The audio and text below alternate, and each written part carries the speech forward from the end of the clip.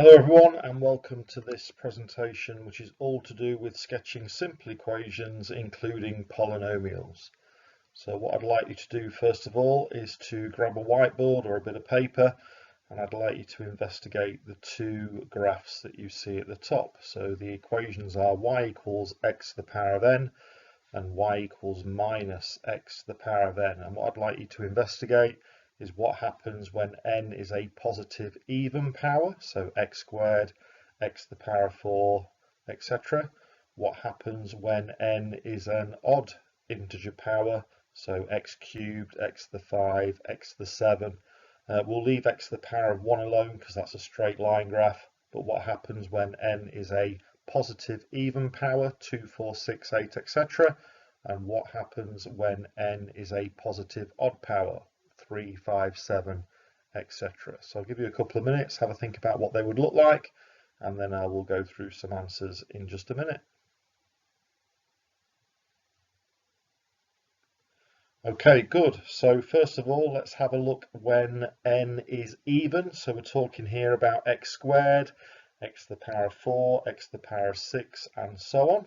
And the graphs would look a little bit like this. Depending on the power of n, depends on how steep the graph rises, but all equations of this type have this general shape. So they start in the top left-hand corner, they come down to a minimum point, which would be the origin in these cases, and then finish in the top right-hand corner. When n is odd, so x cubed, x to the power of 5, and so on and so forth, the graphs would look like this. And again, depending on the power, depends on how steep the graph rises, but they all have this general shape. They start in the bottom left-hand corner, they go through the origin, and they finish in the top right-hand corner. Similarly, what happens with minus x to the power of n? Now we've got to be careful because with these graphs it's x to the power of n and then multiplied by minus 1. It is not the whole of minus x being raised to the power of n, because if that was the case we'd need a bracket. So be careful about order of operations. But when n is even, we are looking at minus x squared, minus x to the power of 4, and so on and so forth. And these graphs would look like so. So they're basically reflections of the previous types of graph, but in the x-axis. And we'll look at transformations in the next presentation. But by plotting a few points, you will soon see that they have this general shape, where they start in the bottom left-hand corner, they come up to the origin, and they finish in the bottom right-hand quadrant. Similarly, minus x cubed, minus x to the power of 5, and so on, will have this sort of shape, where they start in the top left corner, they come down through the origin, and they finish in the bottom right. And again, you will learn when we come to do transformations that they are the same as the graphs of x to the power of n, but reflected in the x-axis. Okay, good. So again, an investigative task here for you to have a go at. There are 6 cubics shown on this screen. I'd like you to investigate what they would look like. You can either do that by picking out some key points, or you can plot a few points and decide what the shape of the graph would look like in that way. Or if you feel that you can easily find where x-intercepts are, etc., then please by all means show me those on the sketches. So have a few minutes working on these, pause the PowerPoint if you wish to, and then once you've had a go, I will come back to you and show you some answers. Okay, good. So let's start with number 1, x cubed plus x plus 5. So it has that standard x cubed type shape, coming up from the bottom left-hand corner and finishing in the top right-hand corner. This particular curve will also have the characteristics of going through 5 on the y-axis, and generally will have this shape. Number 2, again, we'll have that general shape of coming up from the bottom left corner, finishing in the top right. A bit more flamboyant, this graph. You can see that it has 2 turning points, and later on on the course we will investigate how to find those, but you will notice as well that it has a y-intercept of 5 once again. And then the final one on the top line has this shape. So it's a minus x cubed graph. So it's coming down from the top left hand corner, coming down through to -5 on the y-axis, and then going up to another stationary point in the top right hand quadrant, and then finishing off in the bottom right hand corner. So don't worry too much about turning points, where they are, or x-intercepts, but just get a general feel for what the shape of these curves look like, depending on whether they are positive x cubed graphs or whether they are minus x cubed graphs. And finally, the bottom three, a bit more can be found out about these three because we have them in factorized form. So in the first one, we know that there will be x-intercepts at 2, -3 and at -5. If we were to multiply out these brackets, we would end up with a y-intercept of -2 times 3 times 5, which would give us -30. We also know that it's going to be a positive x cubed graph, so we know what general shape that's going to be. So there's a lot more we can find out about this graph based on the fact that it's in factorized form rather than in expanded form like in the top three. So here we have our general shape coming up from the bottom left, finishing in the top right, going through those x-intercepts at 2, -3, -5. So if you were doing a sketch, you could put those values on the x-axis in relation to each other, and there's that y-intercept of -30 as well. So if you were sketching these graphs, you could also put those key features on the axes for the y-intercept and the x-intercepts. Similarly for bottom middle, there's a lot more we can talk about in terms of sketching the cubic than we could in the top three. So there are x-intercepts at -1, -4 and -6, which you can see clearly on this diagram. There is a y-intercept of 24. That's by multiplying the three values together in the brackets. And again, it's a positive x cubed graph. So it's coming up from the bottom left-hand corner and finishing in the top right. So much easier to sketch than the top three because we have a lot more in terms of key features that we can pick up from that factorized form. And finally, in the example in the bottom right-hand corner, if we were to multiply these brackets out in expanded form, we will end up with a -x cubed graph. So be careful when expanding. So we know that the graph is going to come down from the top left-hand corner and it's going to finish in the bottom right-hand corner. We've also got a y-intercept of 0. If you multiply out the brackets, you will find that there is a y-intercept of 0, or if you make x equal to 0 to find the y-intercept, you will find that y is 0.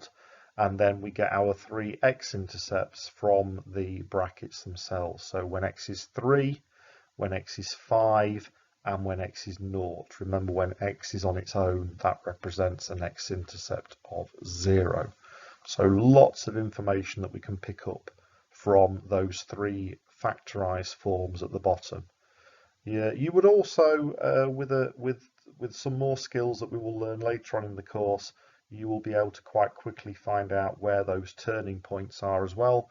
But for now, as long as you are aware of being able to find the x-intercepts and the y-intercept and the general shape of the curve, then that's good enough for us at this stage.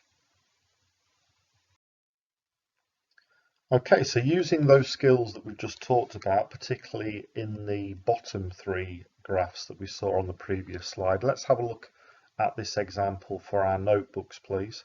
And we can start to develop what the sketch of this curve would look like using those key features we've just been talking about. So we'll be looking at what the general shape of the curve is, we'll be looking at finding where the y-intercept is, and we'll also be looking at where the x-intercepts are as well. So we'll start with the x-intercepts.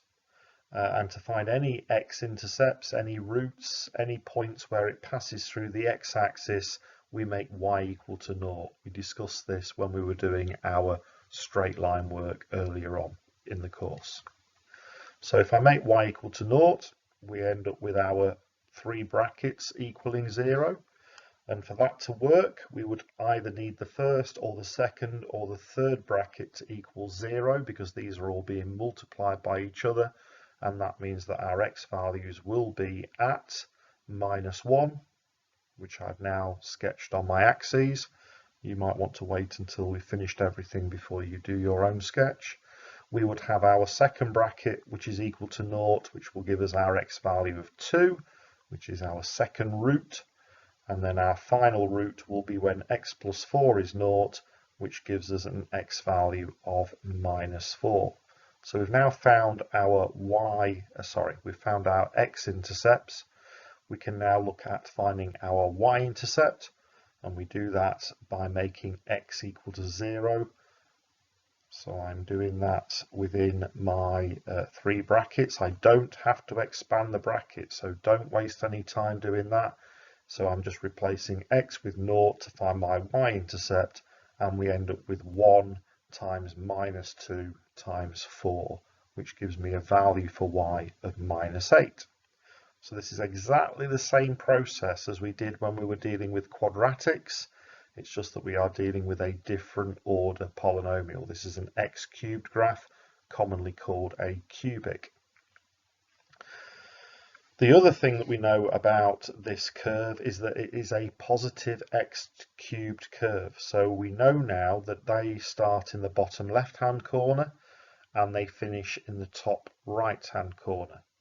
So the graph is going to come up from bottom left, go through -4, come back through -1, down through a y-intercept of -8, and then back up through 2. These graphs don't go vertical, so please don't suggest in your sketch that these are vertical graphs. They are always going up and outwards, or down and outwards. Anything else to note? Yeah, I mean the turning points, the stationary points, again, don't need to be found, but we just need to have an awareness of roughly where they're going to be for now. Notice how -8 on the y-axis is not the minimum point. Look at the 2 roots associated with that y-intercept. We had a root at -1, we had a root at 2. Therefore, the stationary point is going to be further to the right than the y-intercept, just from symmetry. So be careful, you will lose marks if you put -8 as your minimum point. Okay, good. So your turn now. There are 6 cubic graphs to sketch. Use the skills that we've just done in terms of general shape of the curve, where the x-intercepts are, where the y-intercept is, and try and come up with some decent sketches. Make sure you label x and y and label those key points. Can you come up with the 6 curves for these 6 equations? Great exercise, this one. Really good skill to master. Have a go, take your time, and then I'll give some answers when you've had a go at those 6. Good, so here is number 1. There are x-intercepts at -2, at 1, and at -3. It has a y-intercept of -6 if you multiply out those 3 brackets. And you will also note that it is a positive x-cubed graph, so it's coming up from bottom left, finishing in top right. And it's a little bit difficult to see, but the minimum point is not at -6. It's a little bit to the left of -6. And again, you would be marked down if you didn't suggest that on your curve. Number 2.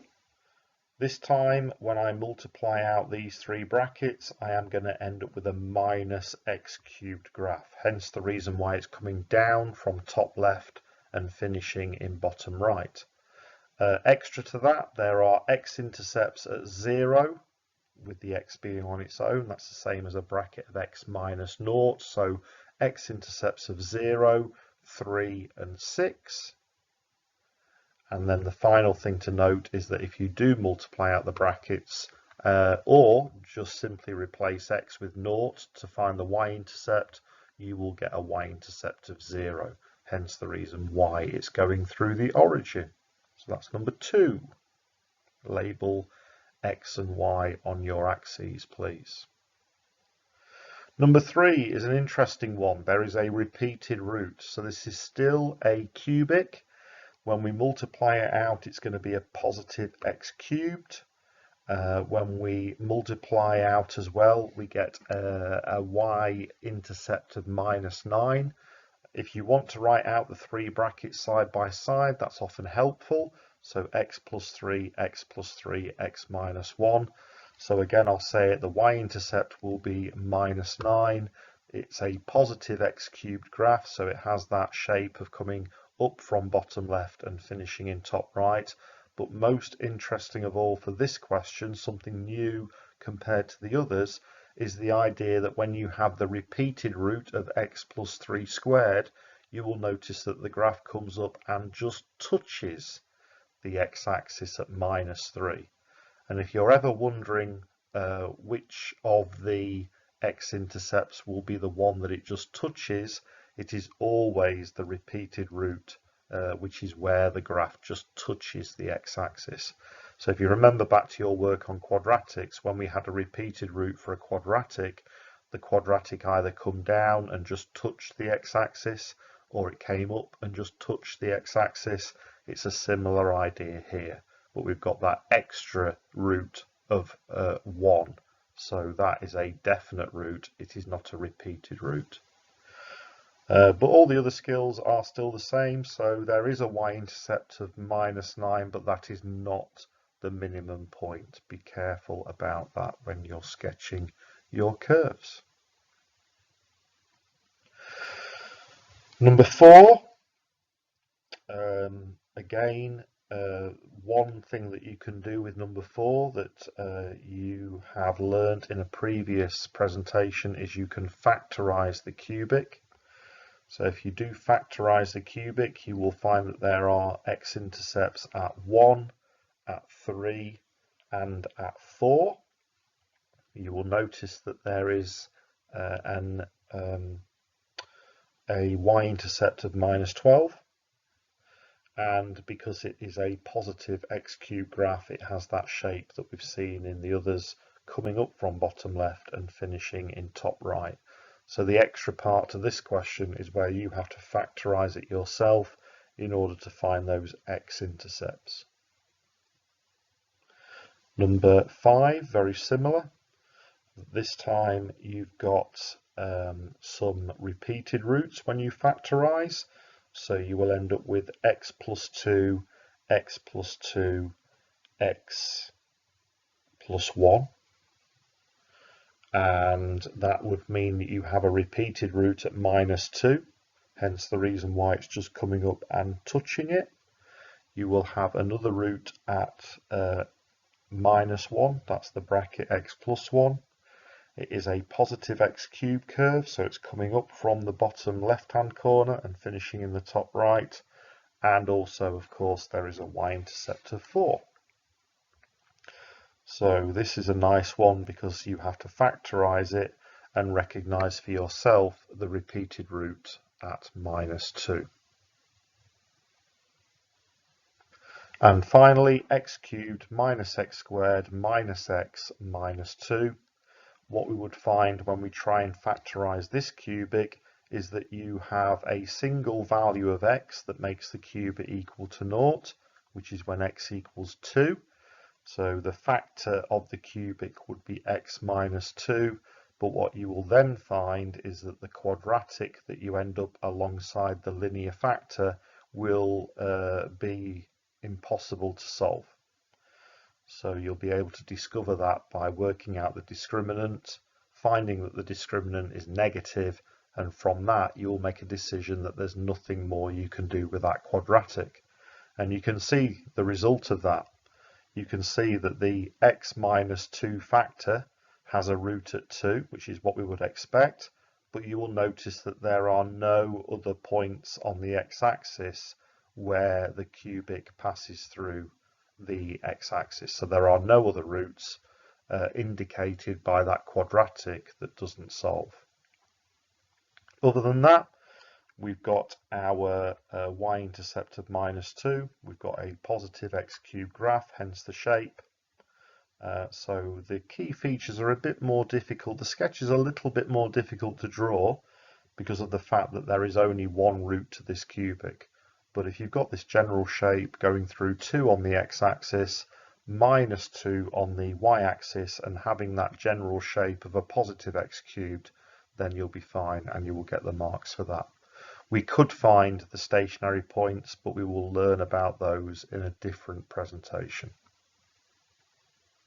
So well done if you got all 6. It's a really, really good skill to master, the idea of sketching cubics, looking at those key features, sometimes having to factorize them first. We've learnt the skills on how to do that in a previous slide. So if you did pretty well on that, that's really good. Any problems and you're still not sure where you went wrong or how to approach these questions, please have a chat with your classroom teacher. Okay, good. So let's put that to practice. So there is an exercise on page 46, exercise 4.1. I imagine it's very similar to the questions we've just seen, where you are practicing the sketching of some cubics. Have a go. Any problems, speak to your teacher, and then when you're ready to move on, please do so. Okay, good. So the final thing to look at before we have finished our curve sketching presentation is to look at the reciprocal graphs of y equals plus or minus a over x to the power of n. So the simplest example of this would be y equals 1 over x. That's the simplest of all reciprocal graphs. Y equals minus 1 over x. But then, of course, you could have 1 over x squared or 3 over x squared. So our job in this final 3 slides is to look at these types of curve. We will see them a lot during our A-level, and it's one of those types of curve that is not covered so much at GCSE level. So what happens when n is odd? So we're looking here at when you've got x on the denominator, or x cubed, or x to the power of 5. And you can have a play around with this. You can get your whiteboards and try and investigate for yourself what these curves look like. If you fancy doing that, please by all means pause it for a moment, have a play around and see what happens. But here is the typical graph of y equals a over x. So this would be 1 over x, 2 over x, 3 over x, etc.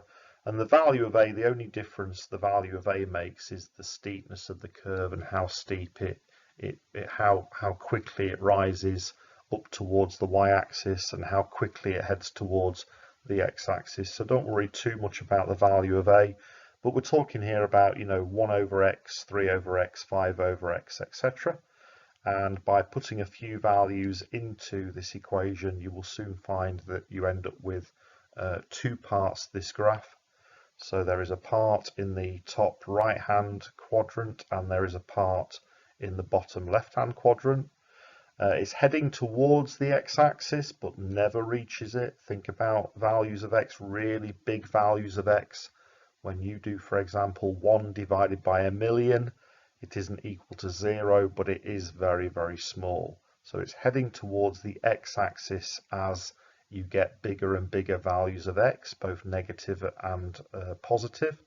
And then as x gets closer and closer to 0, you will find that the y value gets bigger and bigger and bigger. So again, these curves are heading towards the y-axis, but never reaching them. Similarly, and you can again investigate this idea, but if you had minus 1 over x, minus 3 over x, etc., you end up with a very similar looking curve, but it is a reflection of the first curve in the x-axis. And again, as soon as you have investigated some work on transformations, you will understand that process.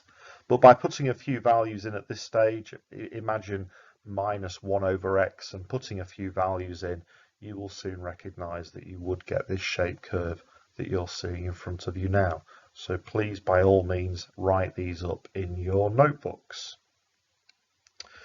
Now these lines that I was talking about, where they are, the curves are heading towards those lines, but they are never actually reaching them, they have a special name in mathematics and they are called asymptotes. So well worth writing this in your notebooks. So in our two examples, the x-axis and the y-axis are called asymptotes. They are lines that the curves are heading towards but never reaching. Anywhere other than the x and the y-axes, and quite often we would show asymptotes using dotted lines, and they make good guidelines on graphs to show where the graph is heading towards but never actually meeting. So here's a definition: an asymptote is a line the function approaches but never equals. So in this case, the x and the y-axes are both asymptotes. And here, as if by magic, I said this earlier on, quite often we show asymptotes with dotted lines. So quite often, if you know where the asymptotes are, then you would draw those on first, and then it makes it easier to sketch the curve because you know that the graph is heading towards those dotted lines but never actually reaching them. And if you were careless in an exam and you were to touch those asymptotes with your graph, you will lose marks. So be careful. Clinical sketches, please, when you are doing any graph at A level. The shape of this curve is called a hyperbola. And we'll also look at what happens when you have a power of x that is even. So what happens if we have 1 over x squared or 1 over x to the power of 4? Well, again, all you would need to do here is just plot a few values of x and investigate what happens.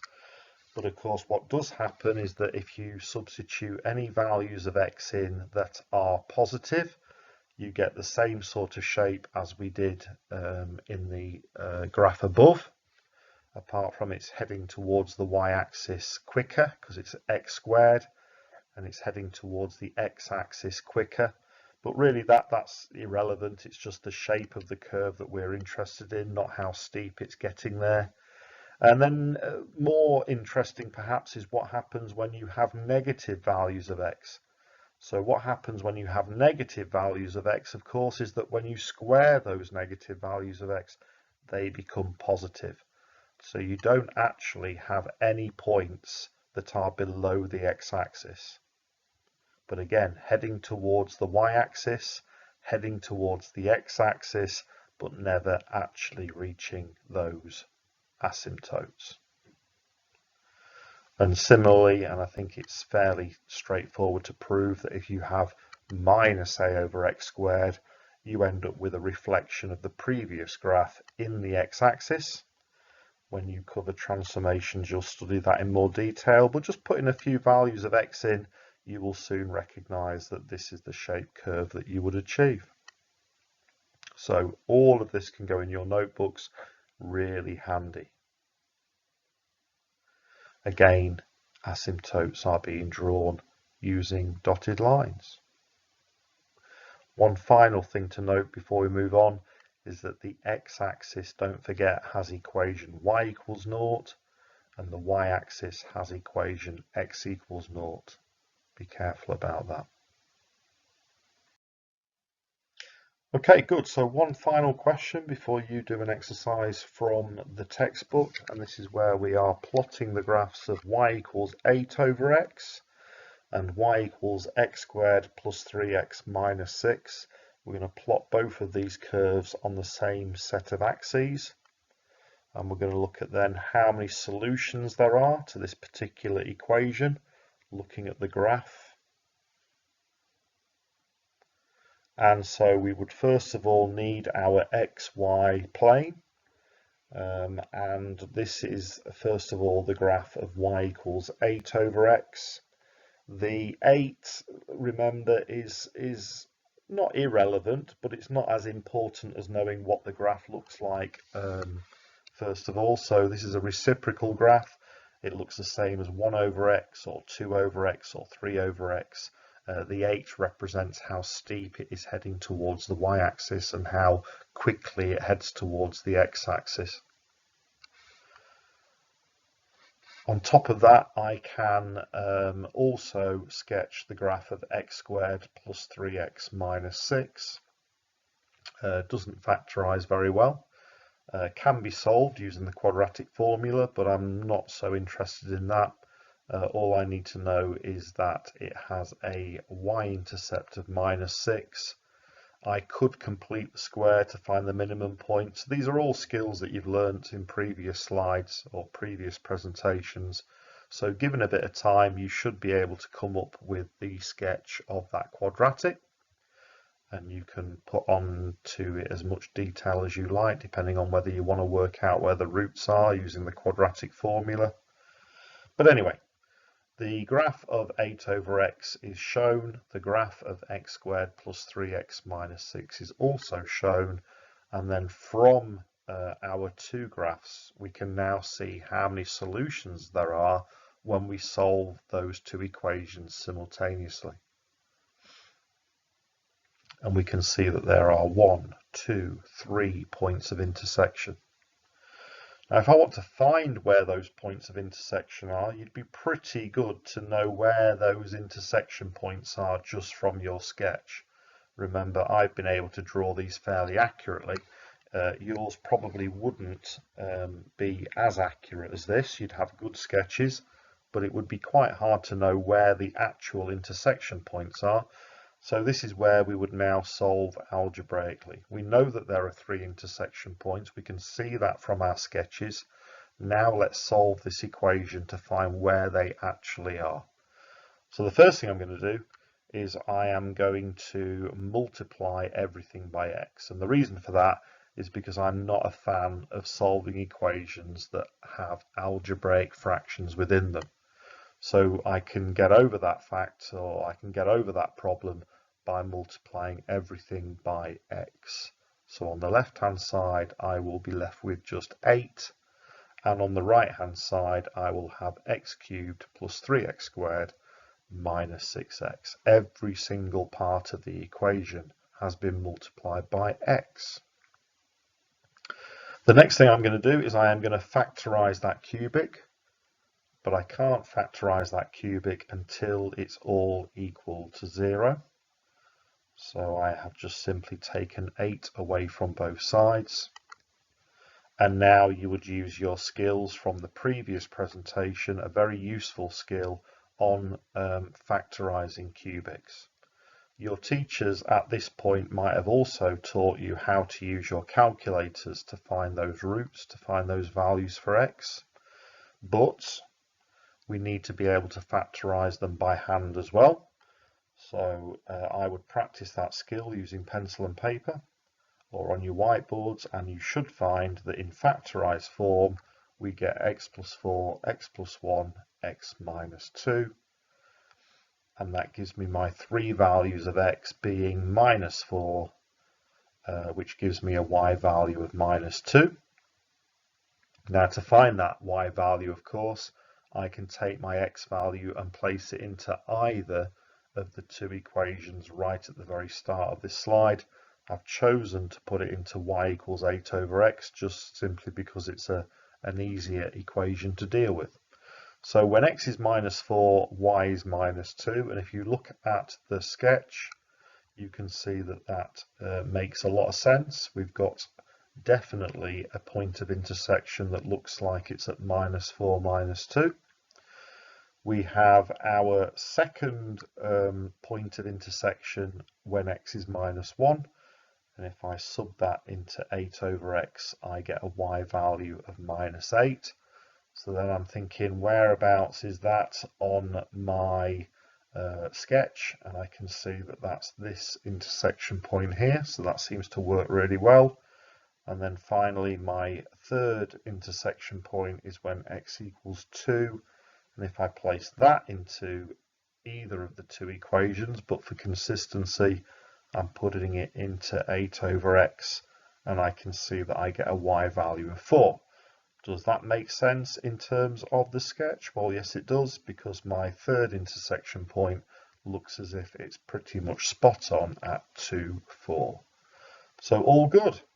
So this particular question, what is it testing our skills on? It's testing our skills on being able to sketch quadratics, being able to sketch the reciprocal graphs that we've mentioned on a previous slide. It then tests you on looking at roughly how many intersection points there are going to be, and then thirdly using algebraic skills to find those exact intersection points. A lot of maths going on this slide, but really good maths that you're going to use a lot of times throughout your A-level. So finally, the last thing we need to do is to practice that skill of sketching functions and using those sketches to find where intersection points are, both graphically and algebraically. So that skill is tested on page 47, exercise 4.2. Check your answers regularly. If you're getting questions wrong and you don't know why, get in contact with your class teacher. They are there to help. And I will see you for the next presentation. Bye bye for now.